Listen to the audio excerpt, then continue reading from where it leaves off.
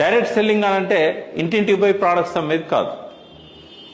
వాళ్ళకి బిజినెస్ని కనెక్ట్ చేసేది, ఇన్నున్న మంచి గురించి చెప్పేది.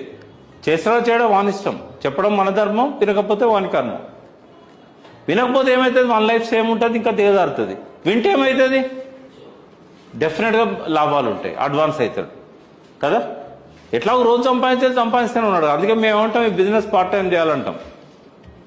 అన్లెస్ మీకు ఇందులో బయట సంపాదించే దానికంటే ఒక 2 రెట్లు ఎక్కువ డబ్బు వచ్చింది అనుకోండి, అది కూడా ఒక సంవత్సరం మొత్తం కంటిన్యూగా వచ్చింది అనుకోండి తగ్గకుండా, మీకు నమ్మకం వచ్చింది, అప్పుడు ఇలా ఖచ్చితంగా డబ్బులు వస్తూనే ఉన్నాయి, ఇక నేను ఆ జాబ్ చేయకపోయినా పర్వాలేదు.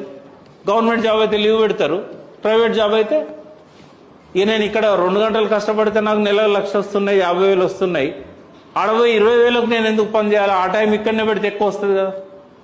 మీ నమ్మకాన్ని బట్టి ఉంటుంది అది. కానీ స్టార్టింగ్లో ఎవరికైతే నెలకు 50,000 వచ్చేదాకా